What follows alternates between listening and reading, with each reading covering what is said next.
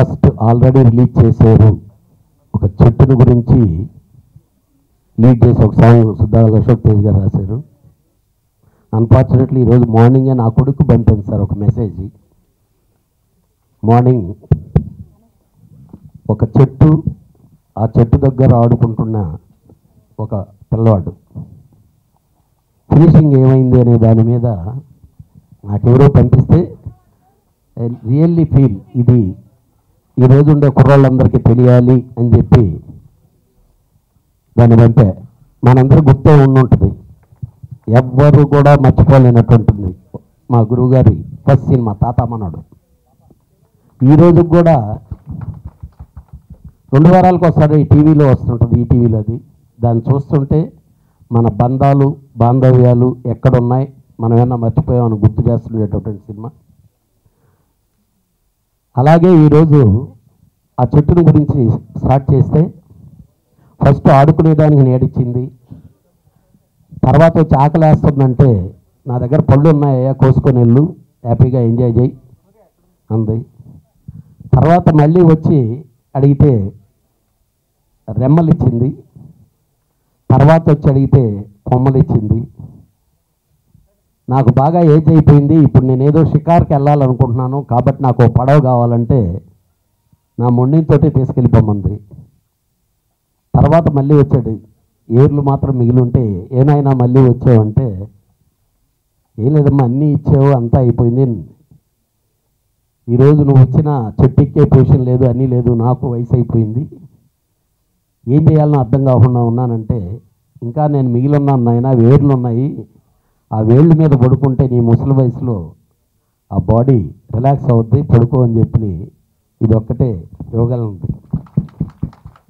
రియల్గా ఇది నా కొడుకు పంపుకున్న మార్నింగ్ ఈరోజు ఇక్కడ చూస్తుంటే, ఎందుకనంటే వాళ్ళు ఇప్పుడుండే టీనేజ్ అందరికీ ఉండొచ్చు, ప్రేమలు అభిమానాలు ఉండొచ్చు, కానీ ఆ ఓల్డ్ సెంటిమెంట్స్ చాలా అవసరం. అశోక్ తేజ్ గారు ఎక్స్ట్రాడినరీగా ఉంది. ఫీల్ ఆ థాట్ని తీసుకున్నటువంటి డైరెక్టర్ సునీల్, ఇది very good thought.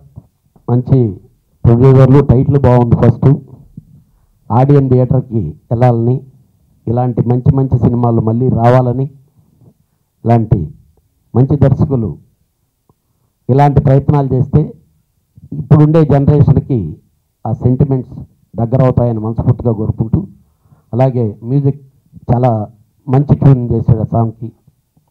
All the best, entire టీమ్కి all the best. Thank you. Cinema Telugu cinema Raghupathi Venkaiah గారితో స్టార్ట్ అయితే, తర్వాత హెచ్ఎం రెడ్డి గారు, కేవీ రెడ్డి గారు, ఆ తర్వాత ఎల్వి ప్రసాద్ గారు, కేఎస్ ప్రకాష్ రావు గారు లాంటి పెద్దవాళ్ళు, తర్వాత ఆదుర్తి సుబ్బారావు గారు, వీళ్ళంతా ఒక జరుగుతున్న టైంలో ఒక తరంగం మేఘాల్లోంచి వచ్చింది, అదే దాసరి నారాయణరావు. సినిమాకి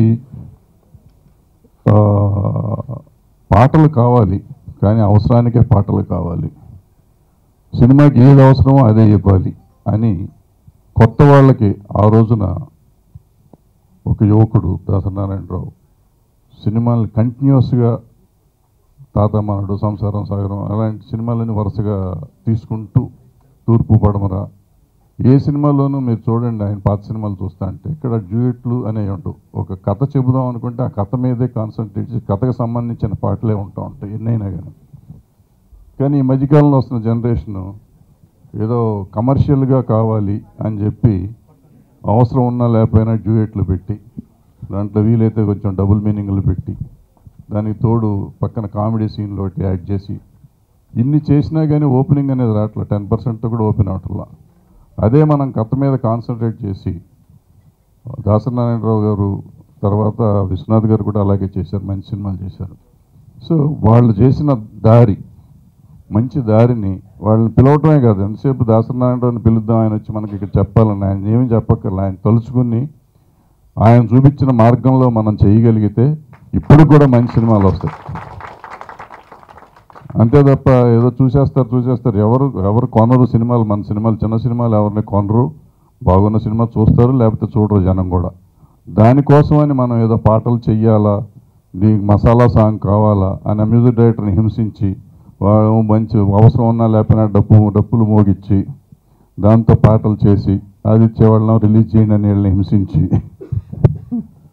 ఇవన్నీ మాని మంచి సినిమాలు తీస్తే తలుచుకోండి, గుర్తు తెచ్చుకోండి. దాసరి నారాయణరావు గారి పాత సినిమాలు చూసి నేర్చుకోండి. ఇప్పటికీ మంచి సినిమాలు వస్తాయి, రావాలి. ఇకపోతే ఈ సినిమాలో ఆ అబ్బాయి ఒక అమ్మాయిని ప్రేమించేశాడు, మళ్ళీ ఆ అబ్బాయి అమ్మాయి అయిపోతే ఆ అమ్మాయిని ఇంకో అబ్బాయి ప్రేమించాడు. ఇప్పుడు ఆ అబ్బాయి ఈ అమ్మాయిని చేసుకుంటాడు, ఈ అమ్మాయి అయిపోయిన అమ్మాయిని ఇంకో అబ్బాయి ప్రేమించిన అబ్బాయి చేసుకుంటాడు. మనం తెర చూద్దాం. ఆదిత్య వాళ్ళు ఆడియో రిలీజ్ చేస్తున్నారు, సో సగం సక్సెస్. నెక్స్ట్ యశో కృష్ణ మంచి మ్యూజిక్ ఇస్తాడు, మంచి మ్యూజిక్ డైరెక్టర్ వీళ్ళందరినీ ఆశీర్వదిస్తూ సినిమా బాగా ఆడాలని కోరుకుని సెలవు తీసుకుంటాం. Thank you. బ్రహ్మ అంటారు. బ్రహ్మ కోట్లాది మందిని సృష్టించింది కానీ తనలా ఒక్కరిని సృష్టించలే, ఇంకో బ్రహ్మను సృష్టించలే. విష్ణువు కూడా అనుకుందాం సృష్టికర్త. విష్ణువు అందరినీ సృష్టించాడేమో కానీ తనలా ఒక విష్ణువు సృష్టించలే.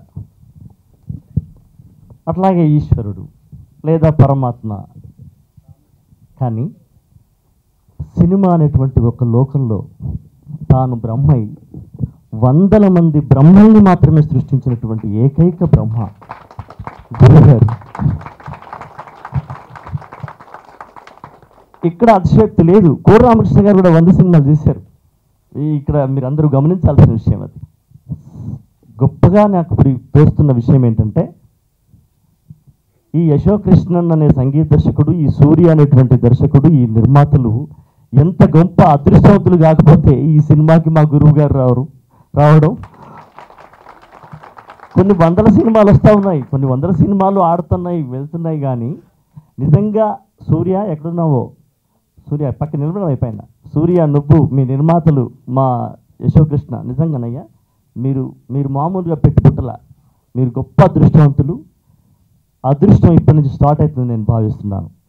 ఇప్పుడు ఇంకా అమ్మాయి చెప్పినటువంటి క్వశ్చన్, ఏ పాట రాసినా మీరు టార్గెట్ ఏం పెట్టుకున్నారు అని. నేను ఏ గొప్ప పాట అయినా రాసే అవకాశం వస్తే national award target, Nandi award target కాదమ్మా. నన్ను ఉసేరాములమ్మతో పరిచయం చేసి నా జీవితాన్ని ఒక టార్గెట్, ఒక అద్భుతమైన టేక్ ఆఫ్ ఇచ్చినటువంటి గురువు గారు, ఈ పాట వింటే గురువు గారు ఫేస్లో వచ్చేటువంటి ఫీలింగ్స్ ఎలా ఉంటాయో అని మంచి పాట ముందు రాసినప్పుడు నేను అదే టార్గెట్ పెట్టుకుంటాను. That is my target.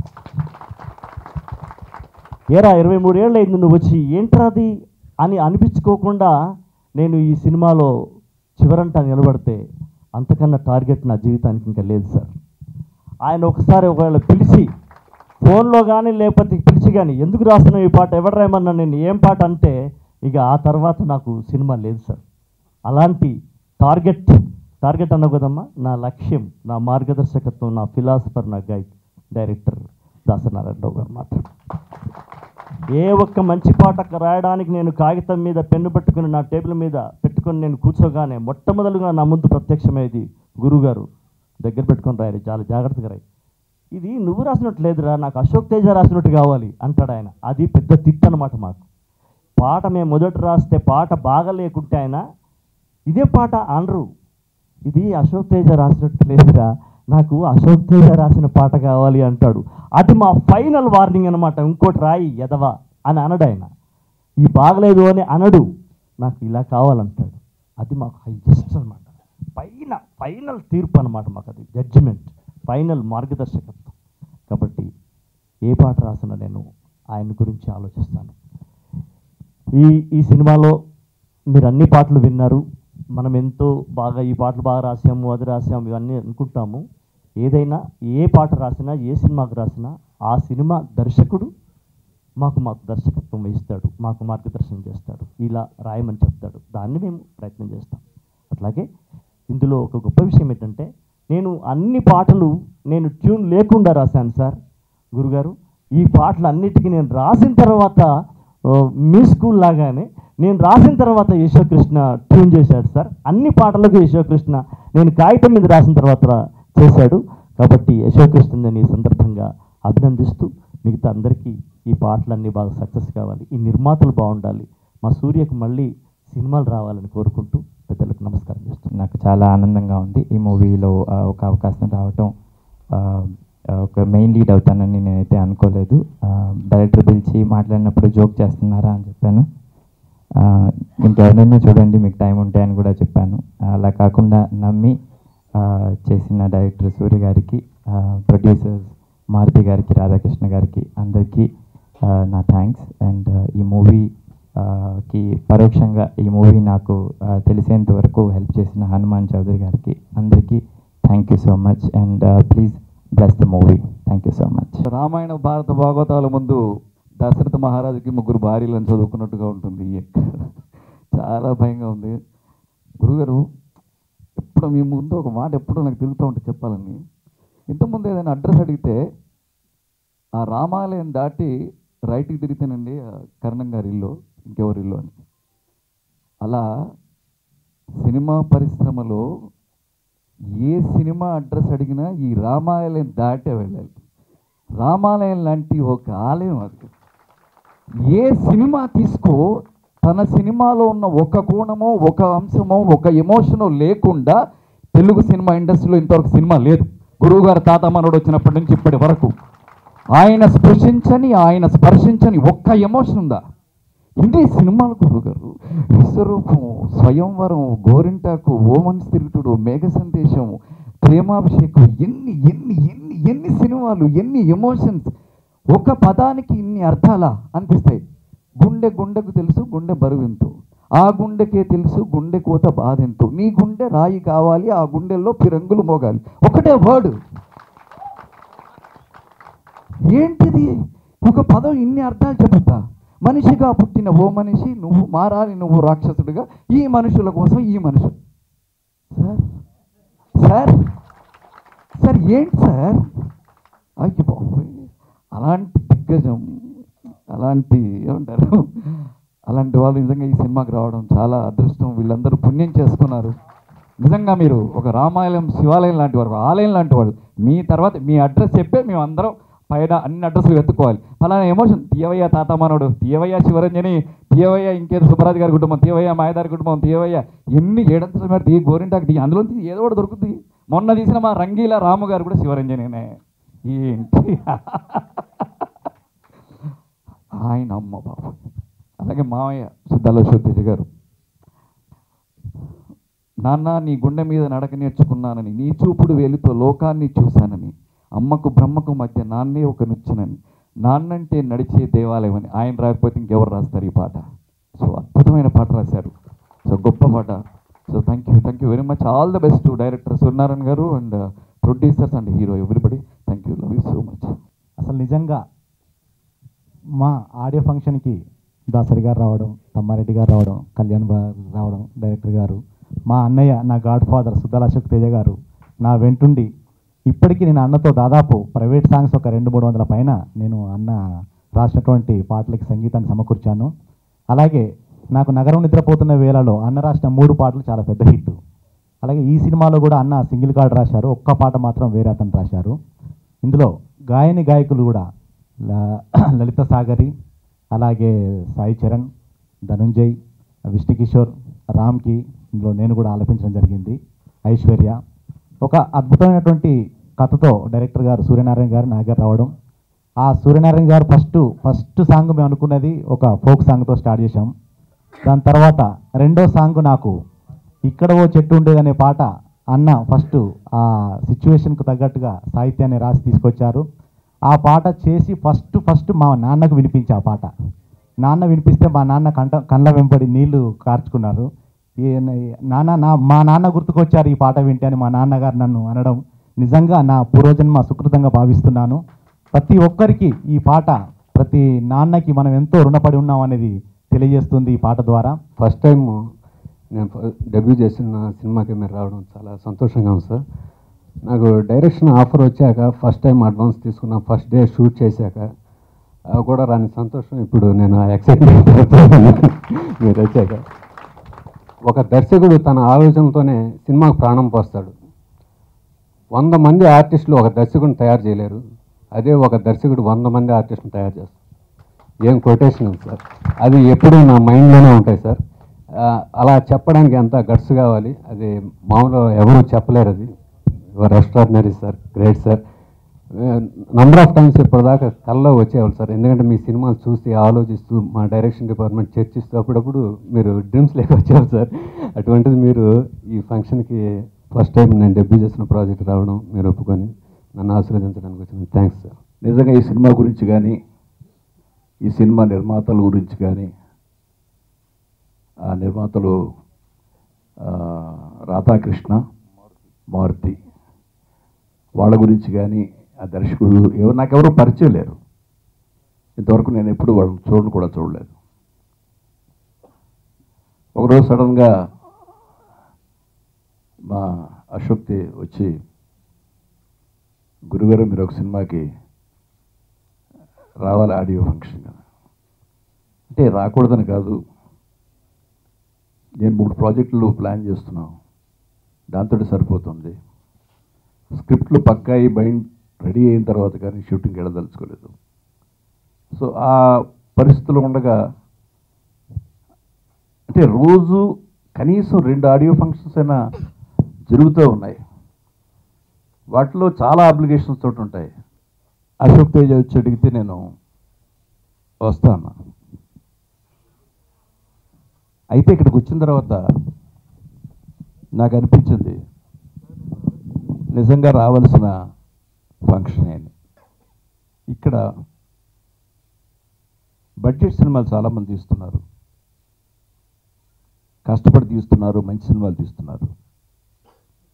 కానీ అవి విడుదల రోజునే తెలిసి మళ్ళీ 2 రోజులు అనుకునేలోగా సినిమాలు తీసేస్తున్నారు. ఇవి ఎక్కువగా జరుగుతున్నాయి. దురదృష్టం ఏంటంటే ఈ సినిమాల్ని టీవీల్లో చూడడానికి కూడా అవకాశం లేదు. కారణం శాటిలైట్ సినిమాలు కొనరు. వాళ్ళు పెద్దవాళ్ళు వాళ్ళ పెద్ద సినిమాలే కొంటారు. ఇది వ్యాపారం. అయితే సినిమా పబ్లిసిటీ, సినిమా ఆడియోలు, సినిమా ఫంక్షన్లు, సినిమాది ఏం జరిగినా అవన్నీ మాత్రం కావాలి వాళ్ళకి. అది కూడా వ్యాపారమే. కనీసం చిన్న సినిమాలు ఉన్నాయి, వీటిని కనీసం ఏదో రకంగా వీటిని మన ఇండస్ట్రీ మనకు ఉపయోగపడుతుంది. ఇండస్ట్రీ లేకపోతే మన ఛానల్స్ లేవు. ఇటువంటి సినిమాలు ప్రమోట్ చేయాలి అనే ఆలోచన కూడా ఆ టీవీ యాజమాన్యాలకు లేకపోవడం దురదృష్టకరం. అందుకే చిన్న సినిమా ఎవరైనా తీస్తున్నారంటే భయం వేస్తుంది. బడ్జెట్ సినిమా తీస్తున్నారంటే నేను ముందు రాగానే వాళ్ళు అడుగుతా ఎంత అయింది మీకని. ఇవాళ చిన్న సినిమాకి ఎంత అవుతుందో అంతకు డబుల్ సినిమా రిలీజ్కి పెట్టాల్సిన పరిస్థితి ఏర్పడుతుంది. ఒక 1 కోటి రూపాయల్లోనో 1.5 కోటిలోనో సినిమా తీస్తే 1.5 కోటి మళ్ళీ రిలీజ్కి కూడా ఖర్చు పెట్టాల్సిన పరిస్థితి ఉంది ఇప్పుడు. అయితే తప్ప ఈ పోటీలో నిలవలేరు. అసలు పెద్ద సినిమాలకైతే పబ్లిసిటీ అక్కర్లేదు. బాహుబలి సినిమా ఉంది, నాకు తెలిసి రాజమౌళి ఒక్క అడ్వర్టైజ్మెంట్ పేపర్లో ఇవ్వలేదు, టీవీకి ఇవ్వలేదు. ₹1 ఖర్చు పెట్టలేదు పబ్లిసిటీకి.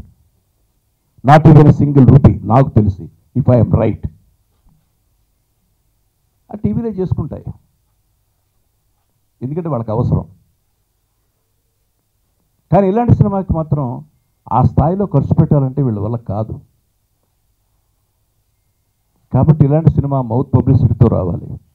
మౌత్ పబ్లిసిటీతో రావాలంటే కనీసం 1 వారం రోజులు ఆడాలి. ఆడితేనే కానీ అది మౌత్ పబ్లిసిటీ రాదు. అందుకే చూడండి, సినిమాలు బడ్జెట్ సినిమాలు రిలీజ్ అయినా పెద్ద సంస్థలు రిలీజ్ చేసిన సినిమాలు నిలబడి వాటిని సస్టైన్ చేస్తే 1 వారం రోజులు తర్వాత విజయవంతంగా నడిచాయి. ఈ మధ్య చిన్న సినిమాలు చాలా సక్సెస్ అయ్యాయి. దానికి కారణం మంచి సినిమాలు తీస్తున్నారు. కానీ ఇది మంచి సినిమా జనంలోకి వెళ్ళడానికి అవకాశాలు మాత్రం చాలా తక్కువగా ఉన్నాయి. అందుకోసం నేను ముందుగా నిర్మాతలకు చెప్పేది ఏంటంటే, ఈ సినిమాను బాగా ప్రమోట్ చేసుకోండి. మంచి టైటిల్, మ్యూజిక్ బాగుంది. నేను ఇప్పుడు 3 పాటలు 4 పాటలు ఉన్నా. నిజంగా చాలా బాగా చేసావు కృష్ణ. అలాగే ఆ కుర్రాడు ఆడవేషం మగవేషం 2 వేశాడు. అది అతని కెరియర్లో ఇది అతనికి మంచి ఫౌండేషన్ పడాలి.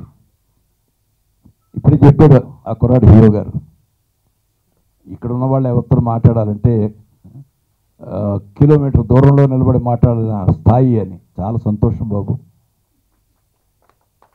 ఇది 50 ఏళ్ళ నుంచి చాలామంది హీరోల నుంచి, మొట్టమొదటి వచ్చిన హీరోలు ఎంత నుంచి వింటున్నాను ఈ మాట. ఒక్క 2 సక్సెస్లు వచ్చిన తర్వాత నిర్మాత కిలోమీటర్ దూరంలో నిలబడి మాట్లాడాలి వాళ్ళతోటి. డైరెక్టర్ కూడా కిలోమీటర్ దూరంలో నిలబడి మాట్లాడాలి. ఎందుకంటే బహుశా ఒక్కోసారి డైరెక్టర్లతోనూ మా ప్రొడ్యూసర్లతో మాట్లాడరు. ఎందుకంటే వాళ్ళ తమ్ముళ్ళు లేదా వాళ్ళ బావమరుదులు లేకపోతే వాళ్ళ పిఏలు వాళ్ళతో మాట్లాడాల్సిన పరిస్థితి ఉంటుంది. కాబట్టి నువ్వు అన్నమాట నిజంగా సక్సెస్ అయితే అలాగే నిలబడుకో బాబు. నేను చాలామంది కొత్త వాళ్ళకి చెప్పాను, అదే మాట నీకు చెప్తున్నాను. ఇక నిజంగా దర్శకుడి గురించి నేను విన్నాను. చాలా కష్టపడి పనిచేసే మనిషి అని. ఆ దర్శకుడు ఎవరో నాకు ఇంతవరకు తెలియదు, ఇప్పుడే చూశాను నేను. ఈ పాటకు ఒక సిచ్యువేషన్ పెట్టుకుని ఈ పాట రాయించాలనుకున్నాడంటే డెఫినెట్గా అతను మంచి టేస్ట్ ఉన్న డైరెక్టర్ నాకు ఇప్పుడు అర్థమైంది.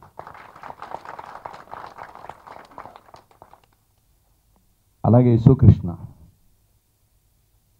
అతను నేను చూశాను నగరం నిద్రపోయే వేళ. చాలా మంచి పాటలు, ముఖ్యంగా 3 సాంగ్స్ చాలా మంచి సాంగ్స్ ఉన్నాయి సినిమాలో. ఇందులో కూడా మంచి మ్యూజిక్ ఉంది.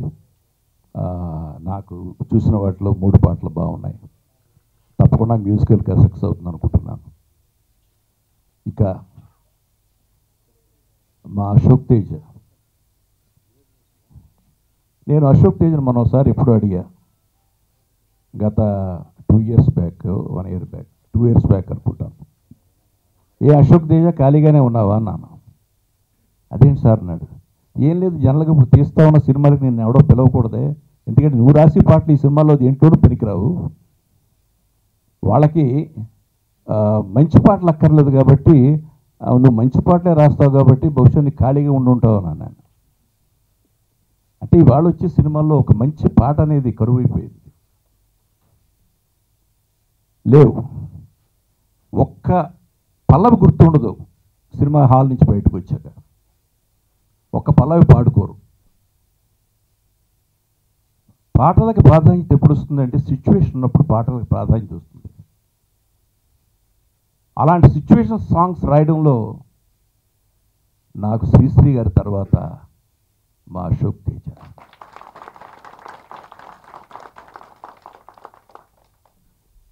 నాకు మొట్టమొదటి అతను పాటలు రాయడం ప్రారంభించిన దగ్గర నుంచి ఉసేరామలం దగ్గర నుంచి ఇంతవరకు నాకు రాసిన ప్రతి పాట ఒక ఆణిముత్యం.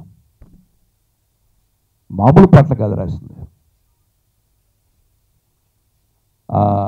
ఆ ప్రతిదీ కూడా సమాజానికి పనికొచ్చేది. ఒక్కసారి కంటే కూతురి కల్లో ఒకసారి ఆ లైన్ మాత్రం ఒక్కసారి అశోక్.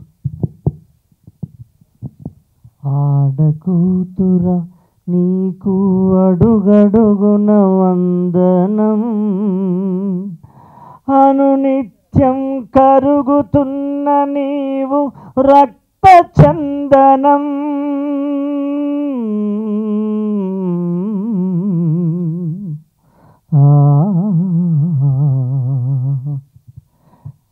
పెళ్లి పీటపై కంఠాన్ని ముడేసి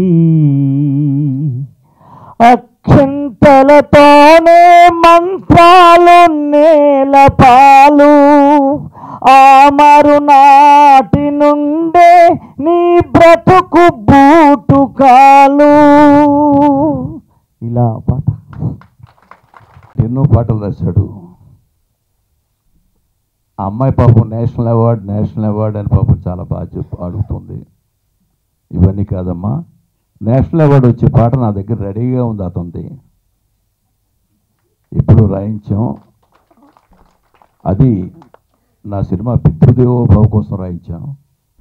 అసలు నాన్న అంటే ఏమిటి అనేది, అది నేషనల్ అవార్డు రావడం ఖాయం ఆ పాటకి. అలాంటి అశోక్ తేజ ఇవాళ పాటలన్నీ రాశాడు. ఈ సినిమాలో